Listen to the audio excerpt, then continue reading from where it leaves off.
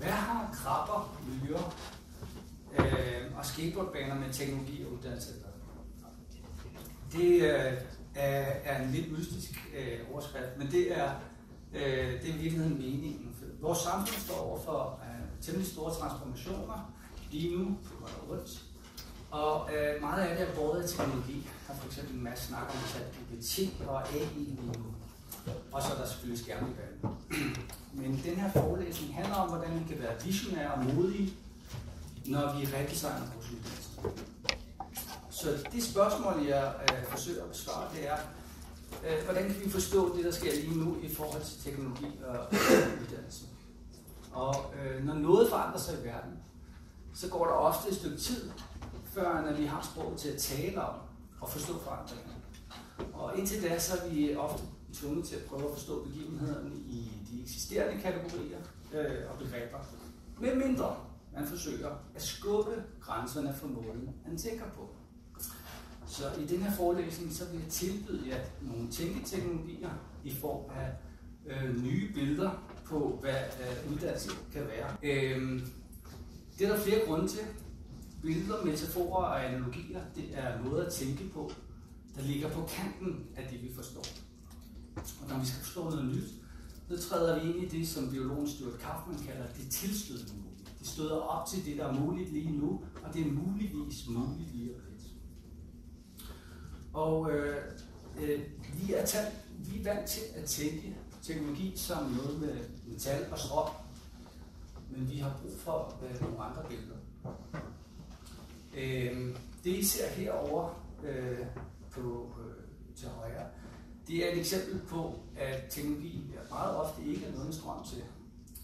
Der er noget mug, der er ved at finde den mest optimale fordeling af jernbanestrækninger mellem små stykker havregryn, der er placeret på samme måde som togstationerne i og omkring Tokyo. Og efter godt 26 timer, så har svampen skabt et netværk, der til forveksling ligner det eksisterende jernbanenetværk. Og det kan svampen, fordi den helt naturligt laver det, vi vil kalde en algoritme, eller en beregning på, hvad den mest optimale rute er. Så det her er et eksempel på en tanke, jeg har omkring teknologi, der hedder, at i virkeligheden så minder rigtig mange af de udviklinger, vi ser lige nu, meget mere om biologi end om mekanik. Det kan vi også se i sådan et eksempel som det her. Coronavirusen. Corona viste os på mange måder, at vores verden er både biologisk og kommunikativ. Virus er både kommunikativ og biologisk. Fordi nyheden om virusen spredte sig rent faktisk væsentligt hurtigere end selve virusen. Vi hørte om det en del måneder før, der rent faktisk gik noget. Så det er nogle af de forskellige grunde til, at jeg gerne vil præsentere billeder, eller bruge billeder til at tale om, hvordan vi skal forstå teknologi. Så uden yderligere omspøg, så vil jeg præsentere en række billeder for jer. Den første analogi, jeg vil tilbyde, er, at uddannelse er ligesom eremit-krabbers reproduktionscyklus. Og jeg ved godt, det er et meget oplagt eksempel, men lad mig alligevel prøve at forklare. Eremit-krabber er en af de få arter, der over lang tid ikke har været mulige at få til almindelig fangenskab. Og at opdrætte eremit-krabber er et yderst komplekst problem. Det er det, man i designverdenen kalder et wicked problem. Man skal tage højde for vandets temperatur, salt og næringsindhold. Der er noget med bassinets størrelse, typen af foder, man bruger osv. Altså man kan blive ved i ret lang tid. Og der har været mange forsøg i tidens løb på at få dem til at yngle, men først for nylig er det lykkedes at knække koden. Men jeg vil lade det være en cliffhanger at fortælle jer, hvordan det skete, og gennem svaret til det sidste i forelæsningen. For nu så nøjes jeg med at konstatere, at uddannelsessystemet på samme måde er et yderst komplekst problem med utroligt mange faktorer i spil.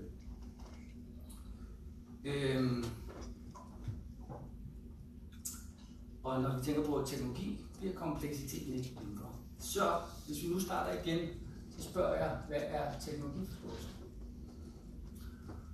Og de fleste tænker på, eller antager, at det har noget at gøre med at forstå teknologi. Og det er sådan set ikke forkert, men for mig betyder teknologiforståelse først og fremmest at forstå sig på teknologi. Og hvad mener jeg så med det? Den her krav forstår sig på teknologi. Den bruger pind til at fiske mad med. Og det lykkes for dem. Det vil sige, teknologiforståelse handler om at løse et problem. Men det handler også om at finde ud af, hvad problemet er. Så teknologiforståelse er kompetencen til at forbinde et problem med en løsning eller omvendt. Det er meget vigtigt at understrege, at teknologi ikke er pinden. Altså den pind, som rammen holder der. Den franske teknologifilosof Gilbert Simondon, tror jeg nok, det udtrykker det sådan her. Teknologiske objekters evolution kan forstås som en proces, hvor menneskelige biologiske funktioner udvendiggøres. Det er en lidt indviklet måde at sige det samme, som edderkoppen gør her. Hvis I ser på edderkoppen, så er den færdig med at spille et spil. Og hvis spillet her er ligesom ravnens pind, så skal vi ikke forstå spillet som noget ydre, der er sat sammen med edderkoppen. Spillet er snarere en forlængelse af edderkoppen. Og der kan I tænke på jeres eget spyt. Så længe det er i jeres krop og i jeres spytkirtler, så tænker I selvfølgelig på det som jeres eget, altså en del af jeres krop. Hvis I spyttet på jorden, så vil I pludselig opfatte det som et fremmed objekt. Spindet og pinden er, hvad biologen Richard Dawkins, som nogle af jeg kender i andre sammenhænge, kalder den udstrakte fænotype. Altså, pinden er en måde for ravnen at forlænge sit næb på. Den franske filosof Merleau-Ponty bruger et eksempel med en stok, og siger, at stokken er en måde for mennesker at forlænge deres arm på. Og her der vil jeg så fokusere på en særlig teknologi, som vi bruger i vores verden, nemlig vores sprog. Vi bruger sprog som en teknologi til at organisere vores verden på. Og her kan vi kigge på aber, for at se, hvordan det fungerer. Hvis vi ser på grønne marekatte sprog, så har de 3 kald, de bruger. Der er en far for himlen, så er der et bestemt kald, så er der en reaktion til. Der er en far for jorden, et bestemt kald, og så er der en bestemt reaktion til. Og så er der en fare i træerne, et kald og en tilhørende reaktion. Så man kan sige, at en flok abers kalden, det at de kan kommunikere med hinanden, er en måde at skabe et netværk af øjne og ører. Og så behøver du som abe ikke selv at se faren. Det er for at kunne reagere. Det er nok, at du er bundet ind i netværket, og der er nogen, der råber. Så sproget er en del af organisering af et fællesskab. Sproget er, man kan sige, en form for social problemløsning. Det er en anden måde at sige det, som den franske filosof Gilles Deleuze udtrykker på den her måde. Teknologi er social, før den er teknisk. Og en af de vigtigste teknologier, vi har, er sproget, og dermed de mange måder, vi organiserer os på. For mennesker organiserer sig på et utal af måder, afhængig af hvilke problemer skal løses. Vi kan se det tydeligt, når vi kigger på de rum, vi organiserer. Der er restauranter, produktionsstuer, teatersal, retssale og fodboldbaner. Vi løser for forskellige problemer. Og her der kommer forbindelsen til helle, fordi sport, spil og leg er måder for mennesker at organisere sig på. Og dermed er de også perfekte illustrationer af, hvor mange forskellige måder vi kan organisere os på. Måden vi organiserer os på afslører meget om, hvilke problemer vi løser, og de betingelser, hvorunder vi løser dem. Det her det er den japanske sport Botaoshi. Det udtaler er nok ikke rigtigt. Sport har en række ting til fælles med uddannelse. Sport er social. Det tager tid og øvelse at blive god. Og der er hele tiden nye medlemmer, der skal optrænes. Og måden vi organiserer os på handler om at løse nogle bestemte problemer. Og som denne her sport udmærket illustrerer, så kan mennesker vælge helt arbitrært at blive gode til stort set hvad som helst.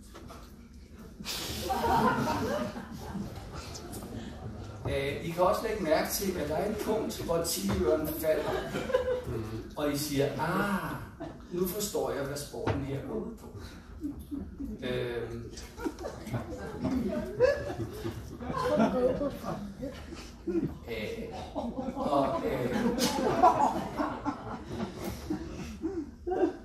Og jeg skal lige sige, at det er semi-professionelle hold.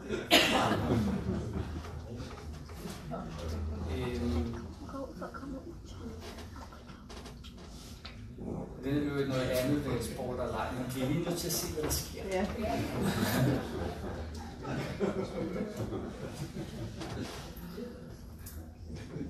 En anden meget vigtig ting, som også bliver tydelig her,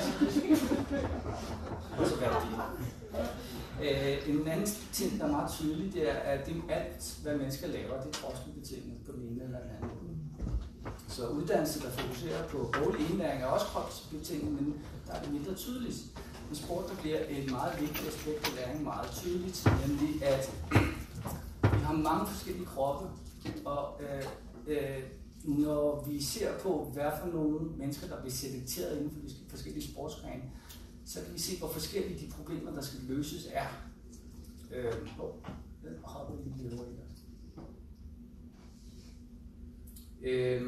Så ændrer du problemer, der skal løses, så ændrer du også, hvem det er, der har succes med problemer. Og det kan man se her med alle de her mange, og de er altså elitesportsudøvere.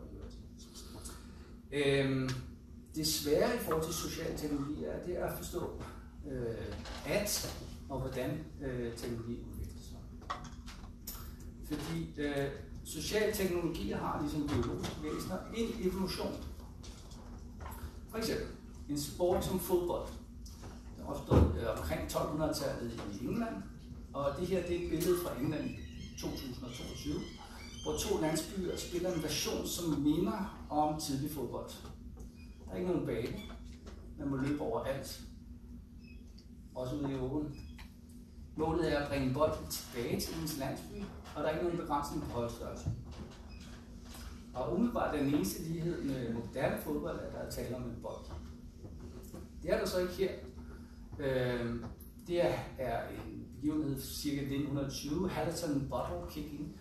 Igen er der ingen bane. Der er intet bestemt antal spillere, og de sparker til en tønde. Pointen er, at før en sport finder en stabil form, så findes den i rigtig mange variationer.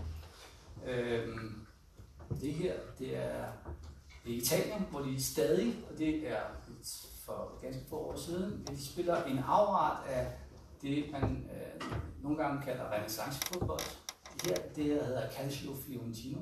Det minder om en kryds mellem fodbold, rugby og mixed martial arts. Vi kan også godt se, at det er nogle rigtig seje fyre, der vælger at spille lige præcis det her. På samme måde kan vi glemme, at den måde, som skolen ser ud på i dag, også er udviklet over tid og er under stadig forandring. Og vi kan også indse, at den sociale teknologi i virkeligheden ikke er særlig gammel, og den kunne se ud på rigtig mange forskellige måder. Og det her, det er en skole på Frederiksberg, skolen på Lollandsvej, det siger 1909, og så Skovbrynets skole i 1972. Så på omtrent en halve tid, hvad det tog for en hund at forvandle sig fra det, I ser til venstre til det, I ser til højre, så ændrer gymnastikken sig sådan her. Og det, der sker, det er, at sociale fænomener, de ændrer sig markant over tid, men kun ganske langsomt. Det kaldes også shifting baseline syndrome. Og det betyder, at vi ofte kommer til at antage, at det vi ser lige nu, det er sådan, det skal se ud. Det er normalen. Og når man så ser det stillet op sådan her, så kan man se, okay, der er sket noget. Samtidig så udvikler der sig hele tiden nye sportsgrene. Det her er den seneste olympiske sportsgren, breakdance.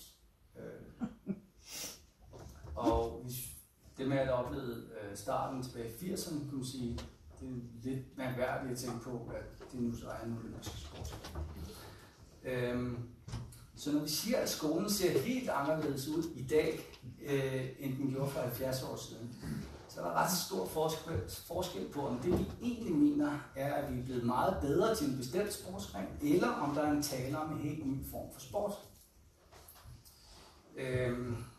For betragtet som socialteknologi, så løser skolen et helt bestemt problem. Skolen er centreret om lektio, forelæsningen. Det her er et billede fra Universitetet i Bologna, 1300-tallet. Lektion betyder tekstoplæsning fra et kateder. Og her skal I ikke forestille jer en forelæsning, hvor der er en lært, der udlægger teksten, men snarere noget, der minder om diktat eller stavning. Det er oplæserens rolle at læse teksten op højt og tydeligt, og det er elevernes rolle at kopiere, hvad der bliver sagt i deres hæfter. En til en. Og så er der her nogen, der vil indvende, klap i hesten. Vi har mange andre formater end tavleundervisning. Der er gruppearbejde, PBL, der er øvelser, der er ugeopgaver, osv. Og grunden til at lave den her simplificering, det er at se fra et organisatorisk perspektiv, så er begivenheden skole overvejende organiseret på en bestemt måde, hvad Henry Mintzberg kalder direkte supervision. Og det kender vi som det her. Der er leder derude, der delegerer en opgave, arbejderne udfører opgaven, og så gentager. Og i skolen så ser det sådan her ud. En elev, der siger, jeg er færdig. Hvad skal jeg nu lave? Og vi kan jo sammenligne med nej. Der er meget få situationer, hvor vi ser et barn løbe hen til nogen som helst i deres nærhed og sige, nu er jeg færdig med den leg, hvad skal jeg nu? Giver jer videre og i gang selv. Så organisatorisk er det problem, at skolen løser stillet meget, meget hårdt og firkantet op. Sikkert der er nogen, der vil tage det op med mig bagefter. Men vi har X-tekster, vi har Y-studerende, vi har selv undervisere, som vi skal håndtere på en eller anden måde i tidsrummet 8-16. Og den kamp, der udspiller sig, er oftest noget i retning af 2 gange 45 minutter, 27 spillere og 1 spiller. Men er der ikke masser af ting, der har ændret sig siden landsbyskolen? Jo, vi slog af med nakkedraget, og den autoritære lærerstil er heldigvis ikke så populær længere. Vi har ikke længere blikregning, vi har ikke udenadslærer, og der er heller ikke så mange globusser. Skoleuniform er afskaffet de fleste steder, og der er ikke så mange elever, der går i lange lige rækker. Ikke hvad jeg har set i hvert fald. Men vi har stadig klasseværelser, tidsinddelte lektioner, uger, forelæsninger, ord, tavler, pensum, og ikke mindst læreren, som det er organisatorisk midt på. Så organisatorisk set er skolen i evolutionstermer faktisk en krabbe. Lad mig forklare. Forskere har fundet ud af, at krabber ikke bare er krabber, men har udviklet sig hele 5 gange separat. Og det har så ledt internettet frem til den konklusion, at giver man lang tid nok, så udvikler alle organismer sig til at blive krabber. Så man kan sige, at normaltilstanden evolutionært er, at vi hele tiden udvikler os i nye retninger. Det gælder også sociale organiseringer. Mysteriet er faktisk det omvendte. Hvorfor bliver skolen ved med at ligne sig selv? Altså, hvorfor bliver vi ved med at producere krabber? Og for at kunne svare på det, så må vi svare på, hvornår en teknologi ændrer sig. Inden for stangspring er der sket utrolig mange ting.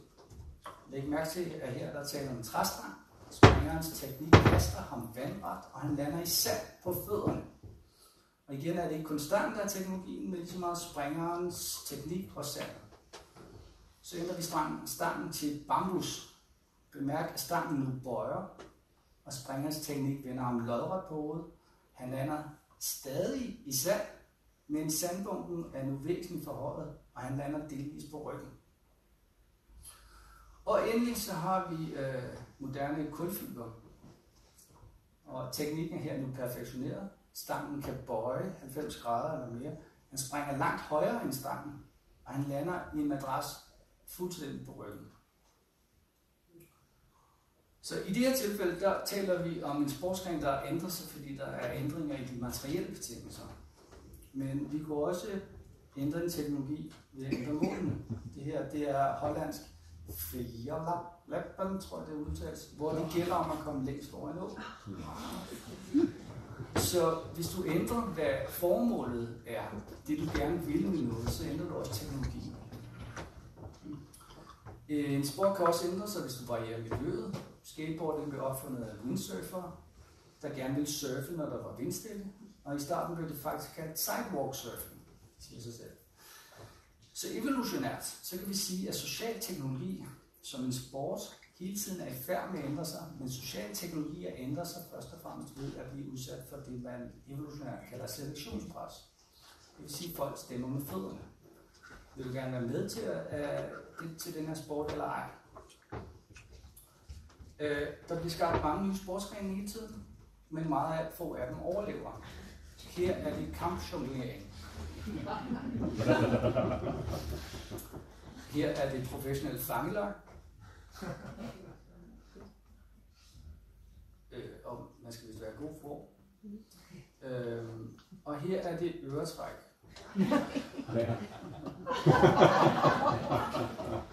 Så pointen er, at i sporten stemmer vi med fødderne. De populære sportsgrene bliver ved med at overleve, og resten uddør. Så svaret på spørgsmålet, hvorfor ligner teknologien uddannelse sig selv efter så lang tid, er, at enten har det bedst kunne betale sig at være en krabbe i uddannelsen, eller også er det fordi, at vi, eller systemet, bliver ved med at insistere på, at det faktisk er bedst at være en krabbe. Og nu er der ikke noget galt med krabber, men der er noget, der tyder på, at grunden er ved at skifte under fødderne på os. Altså corona viste mig, og jeg tror også en del andre, noget om, at skolen er under pres, eller i hvert fald formatet er under pres. Man kan sige, at de sorte skærme er en måde at stemme med fødderne på. Jeg slukker simpelthen, jeg er der ikke. Og for mig er det sådan set en illustration af det, der sker i rigtig mange klasselokaler. Jeg tuner ud, jeg er der fysisk i kroppen, men jeg er der ikke rigtigt. Der bliver også talt om motivationskrise, der bliver talt om rekrutteringsproblemer på uddannelserne. Og det er for mig altså signaler om, at jeg egentlig ikke har lyst til at lege den her leg. Der er noget galt med det her. Og hvis vi skal løse de problemer, vi står for i uddannelsessektoren fremadrettet, så skal vi udvikle vores sociale teknologi. Det vil sige, at vi skal udvikle måden, vi organiserer vores uddannelse.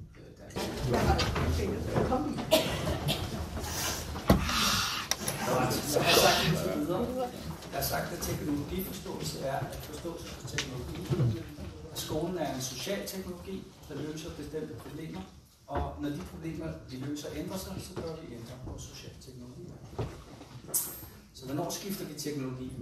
I starten, da biler kom til, var det faktisk ikke unormalt at sørge for, at der var et træk til hesten. Og det lyder fuldstændig mærkeligt, men for bilerne, det der skete, det var, at bilerne havde det med at sætte fast, fordi vejnettet ikke var udbygget. Så brygget til biler var afhængig af, at vejnettet udviklede sig. Det er en anden illustration, man også kender fra STS eller tur, at vejnettet er lige så meget en del af teknologien som selve bilen og chaufføren osv. Det er en anden måde at sige på, når man rykker fra en teknologi til en anden, så bevæger man sig evolutionært på det, man kalder et fitnesslandskab. Og prikkerne, I ser her, måske dem der, det er varianter af en art. Og der er nogle variationer, der er mere overlevelsesdygtige i forhold til det landskab, det bliver præsenteret for. Det kalder man selektionspres. Og når der sker en ændring i selektionspresset, det vil sige, at toppen flytter sig, så ændrer det sig, hvem der er overlevelsesduelige. Så de prikker, I ser, er ikke prikker, der flytter sig, men prikker, der overlever. Når en prik forsvinder, så betyder den, at den ikke var overlevelsesduelig. Så hvad er det for en ændring i selektionspresset, eller teknologi, vi ser lige nu? Så inden for industrien, der taler man om 4 revolutioner. Den første revolution, der tæmmer man naturens kræfter. Det er kul, olie og damp. Det er Watts dampmaskine. I den anden revolution, der transformerer man de kræfter. Man laver simpelthen elektricitet. Så er det den tredje revolution. Der tæmmer man styresystemet. Det vil sige, det I ser her, det er en Jacquard-væv. Opkaldt efter ham, der sidder og laver det Jacquard. Og det I kan se på toppen, det er et hulkort. Det er en af de første hulkort. Den styrer vævens bevægelser, sådan så at der egentlig ikke behøver at sidde i en væver. Så det er den første kode, vi kender i industriel sammenhæng. Og så er der den fjerde revolution, der transformerer man styresystemet. Altså, vi kan se tæmme, transformere, men hvordan ser det så ud? Det ser sådan her ud. En transformation af styresystemet betyder, at i stedet for at kontrollere centralt, så er kontrollen bundet til den enkelte maskine. Så alle de her maskiner, de udveksler information, men de kører uafhængigt af hinanden. Så fuldstændig ligesom aberne, så er de bundet sammen i et netværk. Og hver maskine kan køre selvstændigt. De spørger hinanden, hvor er du på vej hen, når de passerer hinanden, og hvad har det med? Men udover det, så gør netværket ikke noget sådan til, at vi kan forstå det som et normalt system, hvor der sidder nogen og bestemmer, hvad der skal ske. Men nu er det jo så, at vi ikke robotter, så i uddannelsessammenhæng, så betyder en transformation af styresystemet noget andet. Og i videnstungt fag, som f.eks. arkitektur, så ser det sådan her ud. Tidligere der blev arkitekttegninger tegnet i hånden, og der var mange tegninger, når byggeriet var stort. Og hvis man skulle ændre noget, så skulle man ændre i alle relevante tegninger. Og det tog tid og kostede rigtig mange penge. Nu om dagen har man computer-aided design-programmer, CAD-programmer, hvor arkitekttegninger laver ændringen dynamisk. Og det vil sige, når du vil gerne have væggen her, okay, så skal vandrørene løbe herover, og så skal enden løbe en anden vej, og brandregulativet siger sådan og sådan. Og der er ikke nogen, der skal sidde og ændre det. Systemet ændrer det selv, fordi den er klar over, at der er nogle afhængigheder, der skal hænge sammen osv. Det vil sige, at CAD-programmet gør, at information, der hænger sammen, tilpasser sig dynamisk hver enkelt ændring. Og det er så de samme muligheder, der er åbnet sig nu med AI og ChatGPT. AI-software giver os, apropos, hvad nu hvis maskiner. Vi kan bevæge os rundt, vi kan lege med forskellige muligheder, uden at det koster noget. Hvad nu hvis hundens ører skal være længere, hvad nu hvis bilen skal stå på en anden måde. Og bemærk, at der er ingen af de her billeder, der har eksisteret før. De bliver genereret dynamisk efter lige præcis den her brugers ønsker. Så for eksperter er det her et nyt værktøj, og for begyndere er det et kæmpe skridt til meget hurtigt at komme i gang med at lave noget. Teknisk kan man sige, at man har sænket omkostningerne ved at producere information.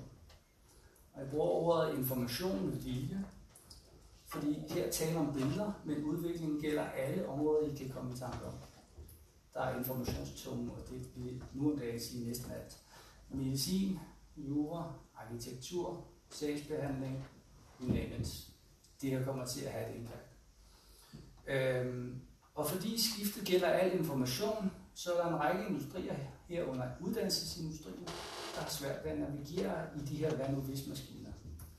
Og de har svært ved at forstå konsekvenserne af det her teknologiske skifte. Så hvad er problemet der? Problemet er autoritet, forstået som magt og skaberkraft. Ordet kommer af latin autoritas, og jeg har sat ham derind, fordi den romerske kejser var autoritas principis, den øverste moralske autoritet. Vi har et problem, fordi teknologien kan bruges til at kontrollere os, og vi bevæger os med et beløsningsord fra et disciplinært samfund til et kontrolsamfund. Og kontrolsamfundet handler ikke om at kontrollere, hvad du gør, men om at kontrollere, hvilket netværk du kobler til. Tænk på Netflix. Vi oplever det som om, at vi har adgang til et netværk med film osv., men netværket har lige så meget adgang til os. Så her er vi i Kina, hvor en klasse er udstyret med sensorer, der opfanger deres hjerneaktivitet. Rød betyder, at du er fokuseret, blå, at du er distraheret, og hvid betyder, at du er offline. Ikke helt ærlig på, hvad det betyder, men okay. Underviseren kan følge med i real time, og det kan forældrene også. Og det synes vi ikke er så godt. Eller vi har i hvert fald en anden idé om, hvad der er godt, så når vi ser på det her. Mange af de problemer, vi ser i nyhederne, det handler om autoritet på en anden måde, nemlig identitet og ejerskab. de problemer, vi taler om, handler om, hvad der er ægte, og hvad der er sandt. Er du, hvem det er, du siger, du er? Hvem er jeg i forhold til mit CPR-nummer? Pensionister, der bliver udsat for phishing, GDPR, IP-rettigheder, hvem ejer egentlig noget, når det er produceret af en AI osv. Vores samfund er gearet til at forstå information som et bestemt mønster, som har værdi. Et samfund, der hidtil har stolet på, at der er en original, og der er en sandhed, dermed en ejer, og det kan forbrydere udnytte. Fordi når du kopierer noget så enkelt som det her, så kan du få det til at se ud som om du ejer, og du har fat i sandheden. Og lige nu er vi i gang med at opdage, at den stil kan kopieres og reproduceres i det uendelige. Der findes software, der kan kopiere din stemme, dit ansigt, din måde at skrive på. Der er stort set alle aspekter af dit liv. Og fra softwares synspunkt er du sådan set ikke et individ, du er en bestemt type, eller en stilart, eller et forbrugersegment. Og jeg siger ikke de her ting, fordi jeg er tech-doom-stop. Jeg opfatter mig selv som faktisk teknologioptimist, men jeg er godt klar over, at der er sådan nogle ting, som er ved at bruge så lidt op, som vi har brug for at få styr på. Så vi vil tale lidt om konsekvenserne, men lige nu er det måske bedre at tale om, hvad skal vi så gøre. Vi skal først og fremmest af med svaret. Og med det mener jeg ikke bogen, men den idé, at der er et facit, der er vigtigt.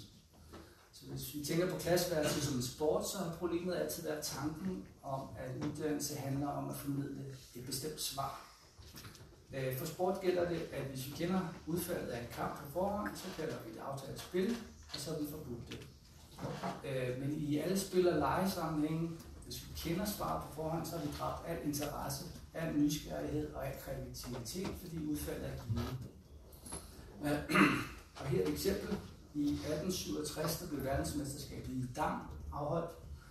Der blev spillet 40 kampe, og de blev alle sammen uafgjort.